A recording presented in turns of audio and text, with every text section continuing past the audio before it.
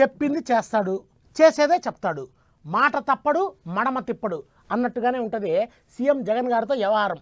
ఇప్పటికే నవరత్నాలతో సంక్షేమాన్ని పరుగులు పెట్టిస్తున్నాడు సారు.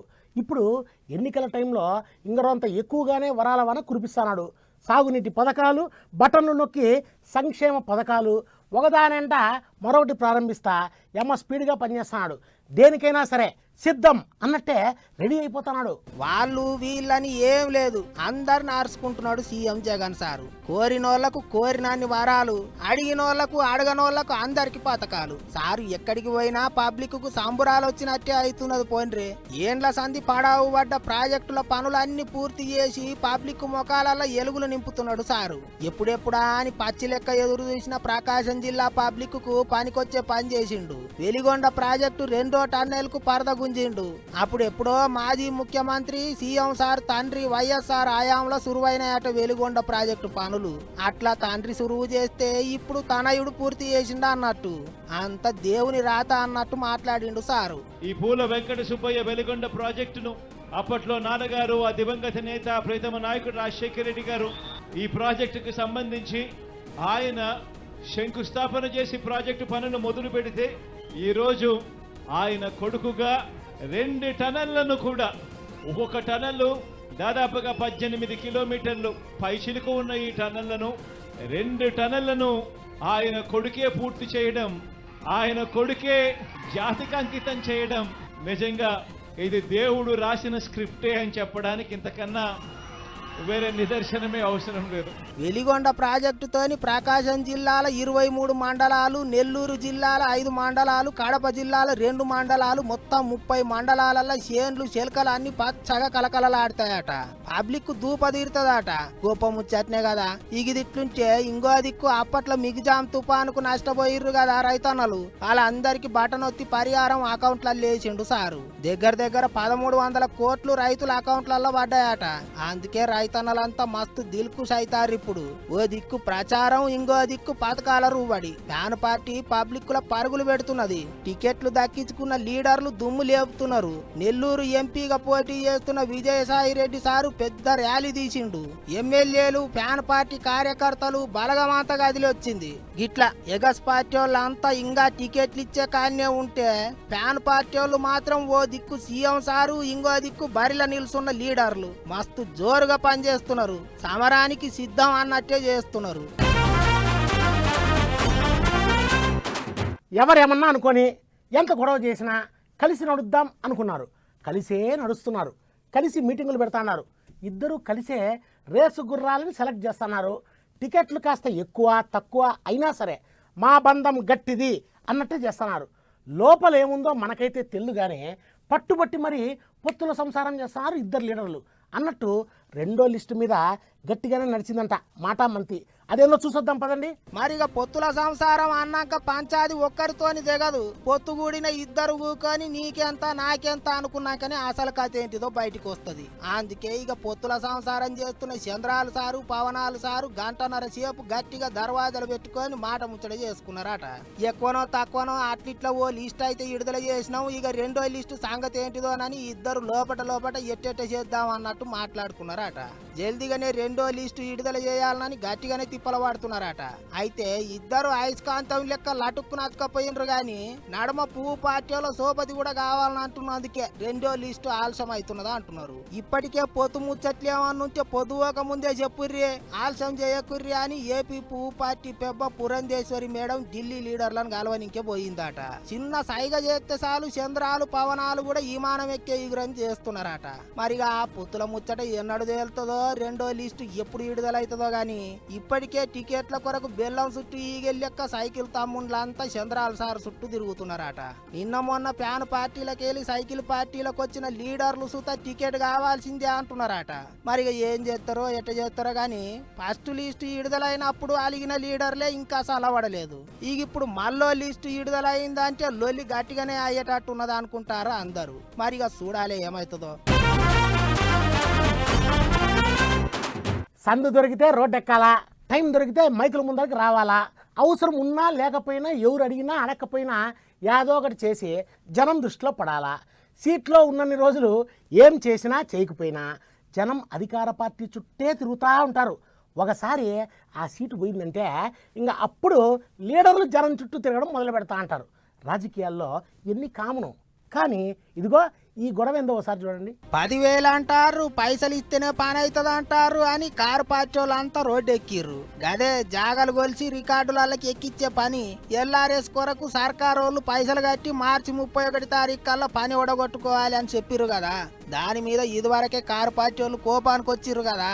ఇక అట్లా బుధవారం అన్ని ఊర్లల్లో కారు పార్టీ లీడర్లు లొల్లి చేసిర్రు. పైసలు కట్టేది ఏంది, పుణ్యానికే పని చేయాలి, పబ్లిక్కు పైసలు ఏమైనా చెట్లకు కాస్తున్నాయా అన్నట్టు పంచాది మోపు చేసిర్రు. ఎటోళ్ళాటు రాస్తాల మీద ఊకొని రచ్చరచ్చ చేసిర్రు. ఆఫీసర్లకు కాగితాలు ఇచ్చిర్రు. పట్నంలో మాజీ మంత్రి తలసాని సారు మైత్రివనం కాడ గట్టిగానే కొట్లాట చేసిండు. సర్కారోళ్ళు పైసలు తీసుకోకుండా పని చేయాలి అని అడిగిండు. మీరు ఆగండి, నో ఎల్ఆర్ఎస్ నో బిఆర్ఎస్, మేము ఫ్రీగా రిజిస్ట్రేషన్ చేస్తామని చెప్పారు. ఆ వీడియోస్ కూడా మీ లైబ్రరీలో ఉన్నాయి. మా డిమాండ్ అలా మీరు షెడ్యూల్ కూడా డేట్లు ఇచ్చారు, 31 మార్చి వరకు చేస్తామని చెప్పి. మీరు వెంటనే ఉపసంహరించుకొని ఫ్రీగా రిజిస్ట్రేషన్ చేయాలని చెప్పి మేము డిమాండ్ చేస్తా ఉన్నాం. అందరి దగ్గర పైసలు వసూలు చేస్తే సర్కారోళ్ళకు 20,000 కోట్ల దాకా ఆమ్దాని వస్తుంది అంటున్నారు. అప్పట్లో కారు పార్టీ వాళ్ళు కూడా గిట్టనే చేద్దామని చూస్తే అప్పుడు ప్రతిపక్షంలో ఉన్న చెయ్యి పార్టీ వాళ్ళు అడ్డం పడ్డారట. తిరిగా చేయాలి అని లొల్లులు చేసిర్రాట. ఇక ఇప్పుడు చెయ్యి పార్టీ వాళ్ళు అధికారంలోకి వచ్చి మళ్ళా గదే పైసలు తీసుకొని పని చేస్తాం అంటుండేటాలకు కారు పార్టీ వాళ్ళు లేచుకూకున్నారు. మరిగా జాగల పంచాది ఎట్లా దిగుతుందో ఏమో గాని పబ్లిక్ అయితే ఎల్ఆర్ఎస్ కు 10,000 కట్టాలనా అని పరిశాన అవుతున్నారట. ఏం చేస్తారో చూడాలి మరి.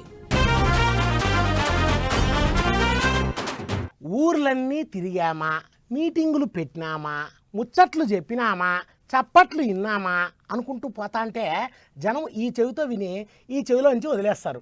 యా లీడర్ అయినా సరే అప్పుడప్పుడు బండి దిగి అట్టా జనంలోకి పోవాలా, పక్కన కూర్చొని మాట్లాడాలా, కష్టమో నష్టమో అడిగి తెలుసుకోవాలా. అప్పుడే నమ్మకం పెరుగుతుంది. ఇదిగో అలాంటి ఐడియానే వేసినాడు బండి సారు. చూడండి ఏం చేసినాడో. తిరిగి నెరిపడ్డాడో, మాట్లాడి దూపగా ఉన్నాడు. తాటివానంగా అనిపియంగానే పాయిరంగా పోయి రేకబట్టిండు.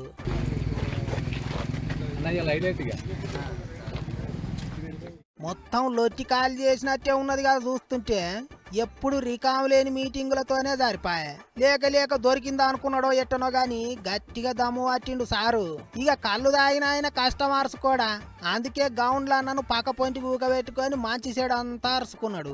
దినామి ఎన్ని చెట్లు ఎక్కుతావు, ఎంత కళ్ళు గీస్తావు, ఎన్ని పైసలు వస్తాయి, గిట్లా అన్ని అడిగి తెలుసుకున్నాడు. మళ్ళోసారి పువ్వు పార్టీ తరఫుకి వెళ్ళి కరీంనగర్ ఎంపీ టికెట్ తెచ్చుకున్న బండి సారు ఊర్లో పొంటి జోరుగా తిరుగుతున్నాడు. ఇక అట్లా బలగమంతేసుకొని కేశవపట్నం మండలం లింగాపూర్ అనే ఊళ్ళో పోతుంటే గిట్ల కళ్ళు తాగాలని కుతిగుంజిందో ఏమో. ఎమ్మటే బండ్లన్నీ ఆపురి అని చెప్పి ఎమ్మటున్నోళ్ళను పిలుచుకొని పోయి గిట్ల ఉరం మీద ఊకుర్రు. పరుపుదాడు కళ్ళు కావచ్చు, పెద్ద పటువనే లేపిండు గౌండ్లన్న. అంతేకాదు కళ్ళు పెయ్యికి చాలా మంచిది అన్నాడట బండి సారు.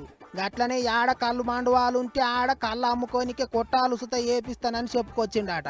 అన్ని తీర్లా అరుచుకుంటాం, ఏం పికర్ చేయకుర్రే అని ధైర్యం చెప్పిండట. ఏమైతే తీయటి కళ్ళు దాగి తీపి ముచ్చట చెప్పిండు సార్ అనుకున్నారట గౌండ్లన్నలు. చిన్నప్పుడు బంగారు గుడ్లు పెట్టే బాతు కథ గురించి అందరం చదువుకొని ఉంటాం కదా. రోజుకో బంగారు గుడ్డు పెట్టే బాతుని బంగారంలాగా చూసుకోక అత్యాశకు పోయి చంపేస్తాడు ఆ వ్యక్తి. ఇప్పుడు తాగునీళ్ళ కోసం అల్లాడిపోతున్న బెంగళూరు నగరాన్ని చూస్తుంటే నాకైతే బాతు కథే గుర్తొస్తుంది. బంగారం మాదిరి ఉండే నగరాన్ని నాశనం చేసుకొని ఇప్పుడు గుక్కెడు మంచినీళ్ళ కోసం ఏడుస్తున్నారు. ఇంకా ఎండాకాలం పూర్తిగా మొదలవ్వనేలే, అప్పుడే బెంగళూరు ఎండిపోయా. పెద్ద ఐటీ కంపెనీలు పెద్ద బిల్డింగులతోని దేశంలోనే పేరు మోసిన బెంగళూరు పట్టణంలో ఇప్పుడు తాగనింకే గుక్కెడు నీళ్లు దొరుకుతలేవు. ఎడారి లెక్క తయారైంది.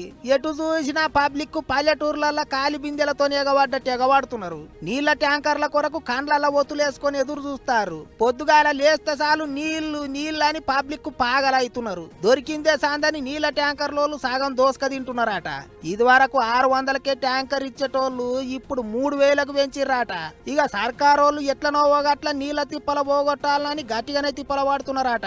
వట్టిగా నీళ్లు పారబోస్తే 5,000 ఫైన్ వేస్తామని రూల్ పెట్టిర్రాట.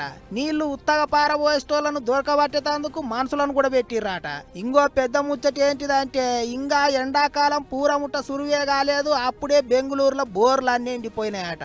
ఆఖరికి ఉప ముఖ్యమంత్రి డికే శివకుమార్ ఇంట్లో కూడా బోర్ ఎండిపోయిందట. నేనే వాళ్ళకి చెప్పుకోవాలి అన్నట్టు మాట్లాడిండు సారు. మరిగా బెంగళూరుకు గింత పెద్ద తిప్పలు ఎందుకు వచ్చిందయ్యా అని అంటే పబ్లిక్ స్వార్థము లీడర్ల స్వార్థమే కారణం అంటారు చాలా మంది. ఒకప్పుడు బెంగళూరు పట్టణంలో 1000 చెరువులు ఉండేవాట. అసలు బెంగళూరు పట్టణాన్ని చెరువుల పట్టణం అని పిలిచేటోళ్ళట. అసోంటిది చెరువులన్నీ కబ్జా చేసి పెద్ద పెద్ద బిల్డింగులు కట్టిర్రు. ఇప్పుడు ఒకప్పుడు 1000 చెరువులుంటే ఇప్పుడు 100 చెరువులు కూడా లేవట. 900 చెరువులు మింగిర్రు. వాన పడితే సుక్క నీళ్లు భూమిలోకి ఇంకేసి అందులేదట. అంత కాంక్రీట్ అడవి. ఒకప్పుడు చెరువులున్న జాగాలనే ఇప్పుడు ఇండ్లు కట్టుకున్నారు. అటు చెరువులు లేక భూమిలకు నీళ్లు ఇంకేసి అందులేక బోర్లన్నీ ఎండిపోయినాయి అంటున్నారు చాలా మంది. బంగారు బాతును సంపుకునుడు అంటే మరి గిదే కదా.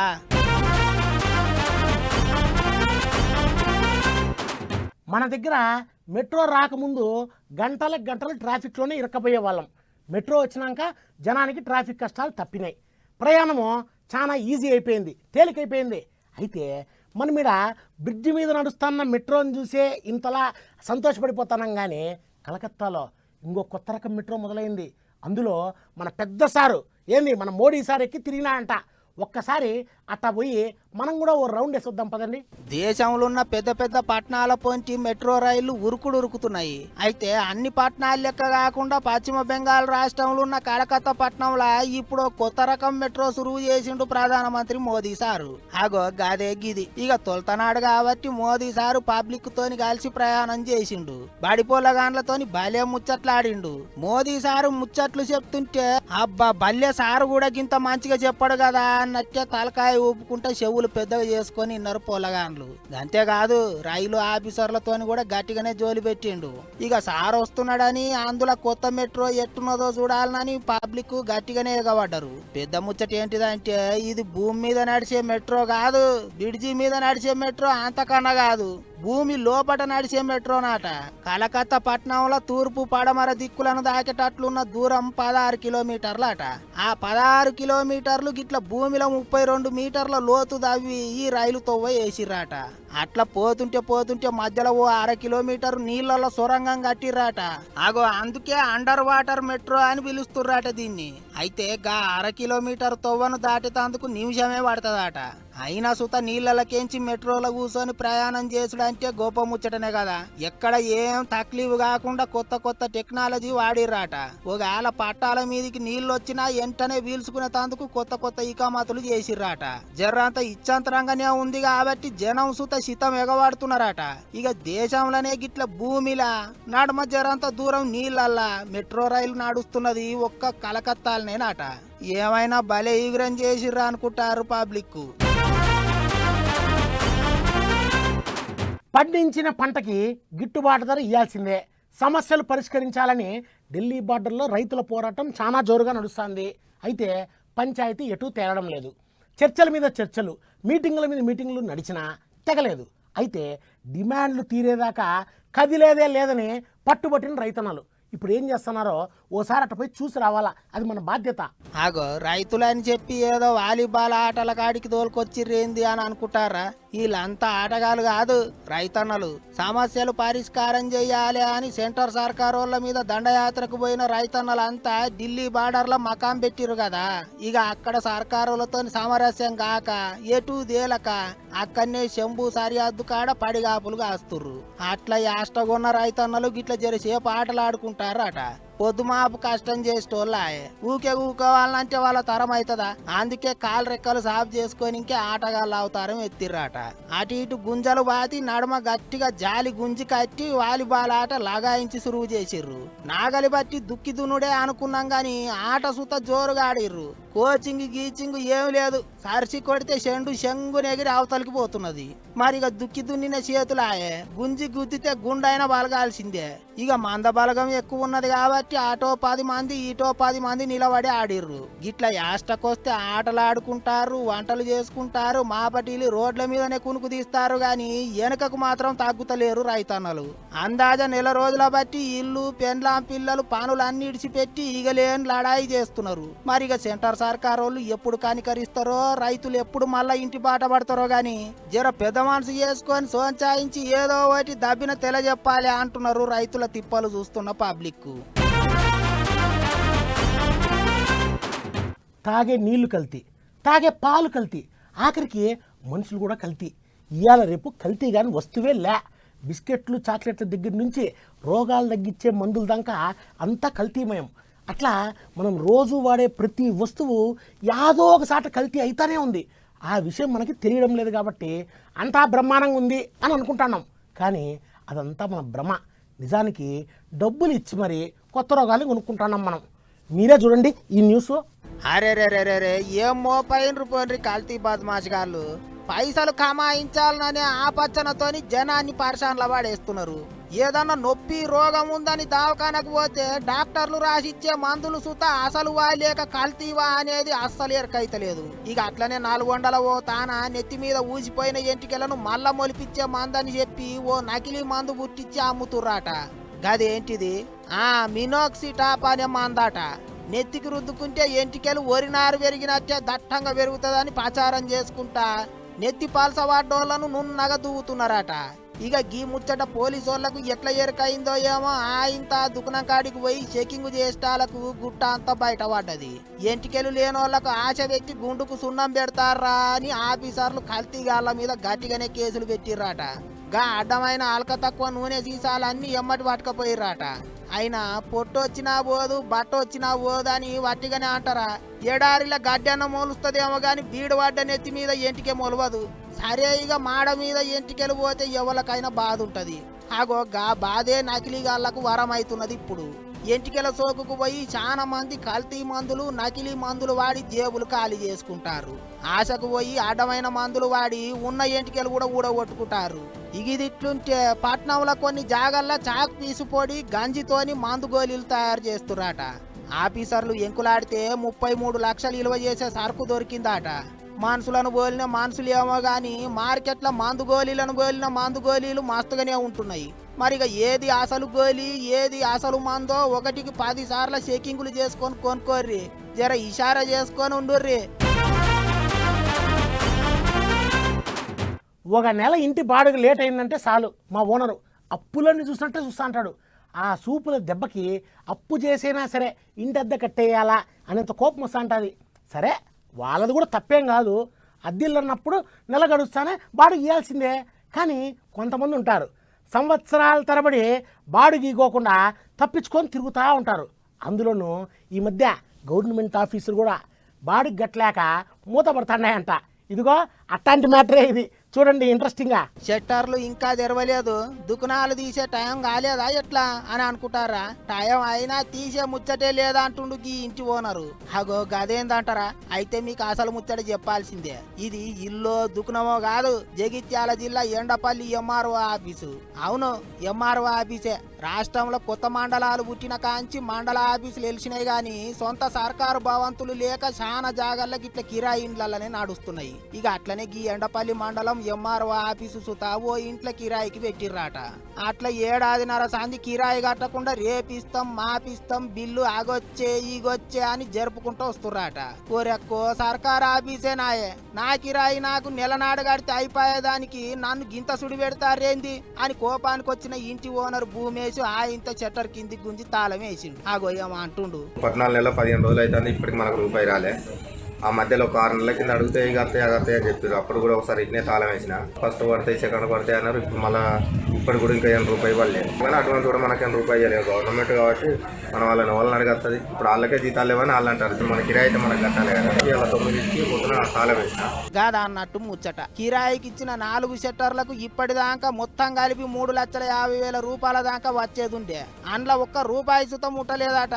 ఇక ఎంఆర్ఓ లోకల్ లీడర్లు ఆలీలు మాట్లాడి నీ కిరాయి నీకు దబ్బిని వచ్చేటట్టు చేస్తాం గాని జనాలకు తక్లీఫ్ అవుతుంది, జర దీ భూమేసు అని చెప్తే మళ్ళా తీసిండాట. అయినా మరి గిట్ట కిరాయిలు కట్టకుండా ఆఫీసుకు తాళం వేసే కాడికి వస్తే ఎంత నాదానన్నట్టు చెప్పుర్రి. ఇప్పటికన్నా కిరాయి పైసలు ఇస్తారో లేకుంటే మళ్ళా తాళం వేసేదాకా చూస్తారో అని అంటుర్రు ఈ ఎంఆర్ఓ ఆఫీసుకు పని మీద వచ్చే పబ్లిక్. అనుకోయిండేది సాధించాలంటే 60 మెట్లు ఎక్కాలా, 100 మెట్లు ఎక్కాలా అంటారు చాలామంది. మెట్లు ఎక్కితే గస ఆయాసం వస్తుంది కానీ అనుకున్న పని అవుతుందా? కాదు. దెబ్బ మీద దెబ్బ పడి రాయి శిల్పమైనట్టు ఎన్నో కష్టాలు పడితే కానీ మనిషికి విజయం దక్కదు. ఇదిగో అలాంటి ఒక్కదే ఇది మీకోసమే చూడండి. ఒక్కసారి గట్టిగా అనుకున్నామంటే ఇక 600 చేసి తీరాలే. ఇక ఈ డాక్టర్ సాబు లెక్క ఆగో చిన్న పొల్లగాన్ని పట్టుకొని డాక్టర్ సాబు అంటున్నారు అనుకోకుర్రి. సారు 3 అడుగుల మనిషే గాని దమ్ము ధైర్యం గట్టిది. ఇక అసలు ముచ్చట్లకు పోతే గుజరాత్ పట్నంలో ఉంటాడు ఈ డాక్టర్ సాబు గణేష్. చిన్నప్పటి నుంచి డాక్టర్ కావాలని గట్టి కోరికనాట. అందుకే డాక్టర్ చదువుకు అవసరమయ్యే గొట్టు పరీక్షలు అన్ని కష్టపడి పాస్ అయిందట. అన్ని పాస్ అయినా ఆఖరికి డాక్టర్ కొలువుకు పనికిరాడు, 3 అడుగులే ఉన్నాడు అని డాక్టర్ల సంఘపోలు దూరం పెట్టిరాట. ఎమర్జెన్సీ కేసులు వచ్చినప్పుడు తిప్పలైతదని ఎంబీబీఎస్ చదువుకొని ఇంకే ఒప్పుకోలేదట. అందుకే అన్న న్యాయం కోసం హైకోర్టుకు పోయిందట. అట్నుంచి సుప్రీంకోర్టుకు కూడా పోయిందట. ఇక అక్కడ న్యాయం జరిగిందట. చదువుకొని ఇంకే తెలివి ఉండాలి గాని ఎత్తుతోని పని ఏమున్నది? ఎమర్జెన్సీ కేసు అన్నరా అని ఏమన్నరా అని పని తెలిసినోడు ఎట్టన్నా చేస్తాడని సుప్రీంకోర్టు సార్లు డాక్టర్ సాబుకు అనుకూలంగా తీర్పు చెప్పిర్రట. అట్లా ఇక ఎంబీబీఎస్ పూర్తి చేసి ఇప్పుడు సర్కారు దవాఖాన్ల డ్యూటీకి ఎక్కిండు. ఎంత గొప్ప ముచ్చట కదా. 3 అడుగులే ఉన్నాడు, డాక్టర్ కొలువుకు పనికిరాడని ఎక్కిరిస్తే కోర్టుకెక్కి అనుకున్నది సాధించి డాక్టర్ అయ్యిండు ఈ గణేష్. ఎత్తుతోనే ఏమున్నది, గుండె బలం గట్టిది అనుకుంటారు ఇప్పుడు ఈ ముచ్చట చూసిన పబ్లిక్. ఈ ఎండి ఇలాంటి పటాస్ వార్తలు పటాసుల మాదిరి పేలిపోయినాయి కదా. మళ్ళా పటాస్ వార్తల్లో మళ్ళా కలుసుకుందాం. అంతవరకు సెలవు. నమస్తే. పోయేస్తా. 10 టీవీ చూస్తా ఉండండి.